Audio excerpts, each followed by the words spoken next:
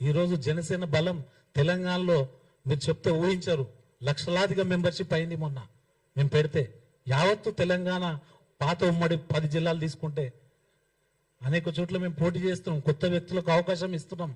కొత్త రాజకీయాలు కొత్తగా రాజకీయ వేదికని మేము ఏర్పాటు చేసి చాలా మందిని మేము జనసేన పార్టీలో ఆహ్వానిస్తున్నాం. అంత మంచి నిజాయితీ పరుడు జనసేన అధినేత.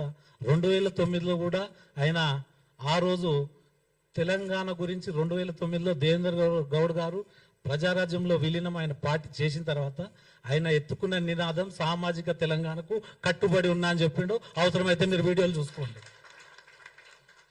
అరే అప్పుడు తెలంగాణ ఊసే లేదు. 2009లో జనసేన అధినేత శ్రీ పవన్ కళ్యాణ్ గారు అంత బలంగా చెప్పిండు. అది మీరు తెలుసుకోవాలి. అదేవిధంగా ఈ స్వాతంత్రం వచ్చినప్పటి నుంచి ఈ ఉమ్మడి ఆంధ్రప్రదేశ్ అనుకోండి, ఇప్పుడు తెలంగాణ అనుకోండి, 101 పై చిలుకు సీట్లు బీసీలకు ఇచ్చారు. ఇది గుర్తుపెట్టుకోవాలి. ఏ పార్టీ ఇవ్వలేదు. ఖాళీ ఒక వర్గం 2 వర్గాలు తప్పితే బీసీ ఎస్సీ ఎస్టీలు అంటే ఎంత నీచంగా చూస్తారంటే అది ఓ విచిత్రమైన సమాజం అయిపోయింది. దాన్ని ఎక్కడ కూలగొడతాడు అని చెప్పి ఆయన మీద కొన్ని శక్తులు ఈ రకంగా పనిచేస్తున్నాయి.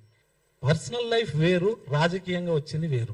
రాజకీయంగా మీరు ఎదుర్కోండి ఆయనని. ఏదన్నా ఉంటే ఒక అంశం మీద మాట్లాడండి.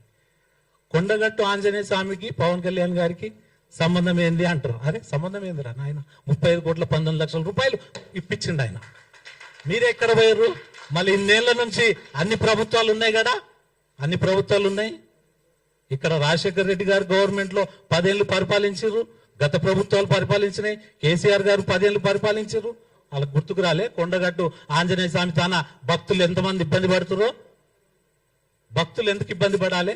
తెలంగాణ ప్రాంతం కాదు, మహారాష్ట్ర నుంచి వస్తారు, కర్ణాటక నుంచి వస్తారు, ఒరిస్సా నుంచి వస్తారు, కేరళ నుంచి వస్తారు, తమిళనాడు నుంచి వస్తారు. అంటే ఆపుదామా? మీరు ఎక్కడ తీసుకోబోతున్నారు తెలంగాణని? అంటే మీ నలుగురు వల్ల తెలంగాణకు చెడ్డ పేరు రాబోతుంది. అర్థం చేసుకోండి.